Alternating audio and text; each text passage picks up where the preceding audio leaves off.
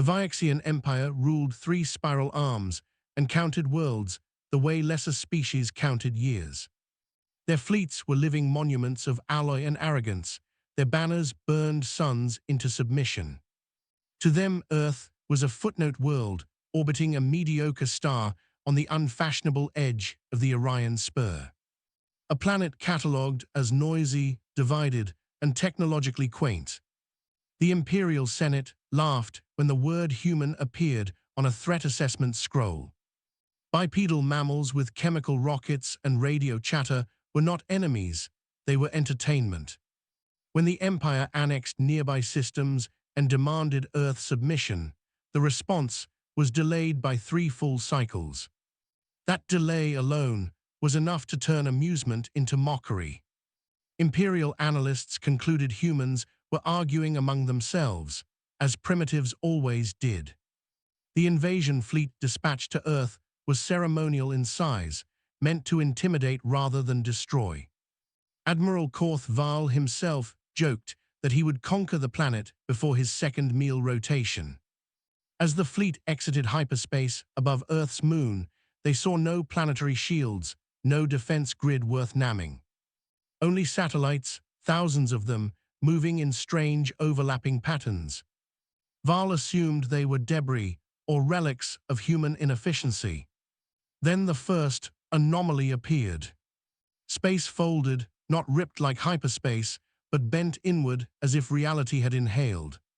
A human vessel emerged inside the Imperial formation, not at its edge, but at its heart. It was small, angular, unmarked, and silent. Before any alarm could be raised, it vanished again. A second later, an Imperial cruiser ceased to exist. Not destroyed, not fragmented, simply gone. Confusion rippled through the fleet, followed by laughter from some officers who assumed a malfunction. Then space folded again and again. Human ships began appearing everywhere, above, below, inside shield perimeters thought to be inviolable. They did not arrive in waves, they arrived all at once. The joke was over, though the Empire had not realized it yet. Imperial doctrine stated that teleportation of mass larger than a shuttle was impossible. Physics itself had declared it so, and the Empire trusted physics the way priests trusted scripture. Yet human ships ignored doctrine entirely. They blinked into existence within firing range, unleashed precise barrages, and vanished before return fire could lock. No hyperspace signatures were detected, no energy buildup, no warning at all. It was as if the humans were stepping sideways through the universe. Admiral Val ordered countermeasures, scrambling formation and activating quantum interference nets. The nets did nothing. Human vessels appeared inside them, sometimes halfway embedded, before correcting themselves as if reality politely made room. Imperial crews began to panic, a rare and dangerous thing. They were used to enemies approaching from predictable vectors, not manifesting inside their command decks. One human ship appeared directly above Val's flagship bridge viewport, close enough for visual contact. The Empire saw humans for the first time not as data points, but as silhouettes. Their ship broadcast a single message on all frequencies, calmly translated into Imperial Standard. "We are not arriving," it said, "we are already here." Moments later, the flagship's primary reactor was removed from existence. Emergency bulkheads slammed shut as half the ship went dark. Across the battlefield, similar surgical strikes unfolded. Human tactics were not about overwhelming firepower, but about erasing key systems. Navigation cores vanished, command nodes disappeared, entire carrier hangars ceased to have ever been. Imperial officers shouted about violations of causality, about weapons that could not exist. Human responses were silent, efficient, relentless. The Empire attempted retreat, but hyperspace lanes collapsed unpredictably. Human teleport signatures interfered with spacetime itself, turning escape routes into lethal traps. For the first time in centuries, an imperial fleet was not losing, it was unraveling. And still, the humans did not press the advantage fully.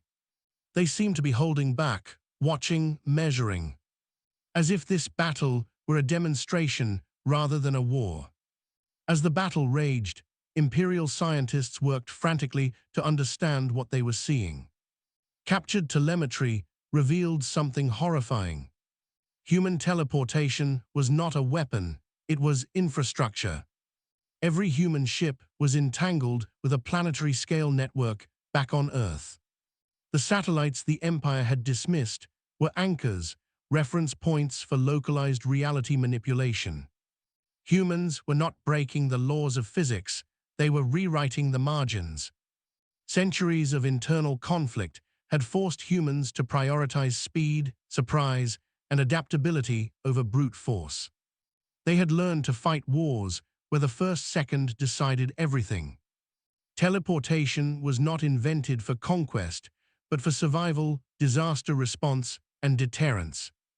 Military application came later, refined in secrecy, hidden behind humanity's reputation for chaos. The Empire realized too late that Earth's disunity had been a camouflage. Human nations competed loudly while collaborating quietly on existential threats. Now the Imperial fleet was the lesson. A second broadcast came through, this time longer, unmistakably human in tone. You thought distance kept you safe, it said. You thought borders mattered in a universe where space itself can move.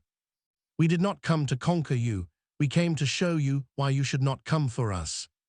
Imperial Command attempted to negotiate, offering ceasefire and tribute. The humans responded by teleporting an entire battalion onto the hull of a disabled cruiser. They planted no bombs, fired no shots. They simply stood there, visible on every sensor. A message followed: we can be anywhere, anytime, and we are choosing restraint.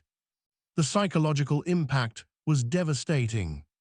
Empire doctrine had no answer for an enemy that treated location as optional.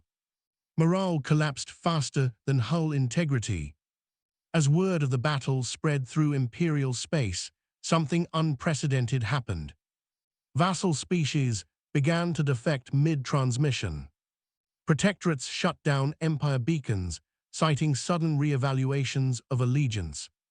The myth of Imperial invincibility had been shattered in real time. On the battlefield, human forces began coordinated withdrawals, teleporting out as cleanly as they had arrived. They left behind disabled ships, stunned crews, and unanswered questions. Admiral Val, wounded and furious, demanded pursuit. There was nothing to pursue. The humans were gone, not retreating through space, but stepping out of it. In the aftermath, Imperial analysts concluded the unthinkable. Earth could not be blockaded, invaded, or isolated. Any fleet sent could be neutralized before the first shot was fired. Any weapon aimed could be bypassed by simply appearing behind it. The Empire convened an emergency summit. For the first time, humans were not discussed as a problem, but as a constant. A new factor that changed every equation.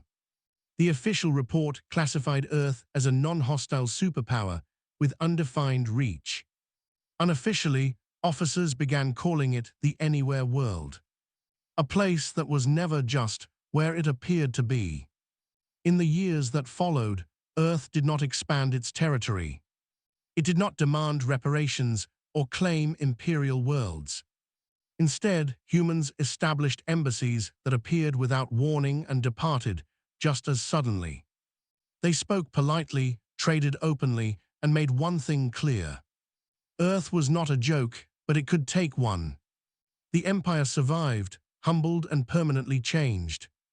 Its fleets were redesigned, its doctrine rewritten, its arrogance cauterized. Children across the galaxy learned a new saying. Do not mock the quiet world, it might already be standing behind you. As for humans, they returned to their internal arguments, their culture wars, their endless noise. From the outside, Earth still looked chaotic, inefficient, divided. But now everyone knew the truth, that when humanity stopped joking, space itself listened. And when humans decided to enter a battle, they did not arrive. They simply appeared.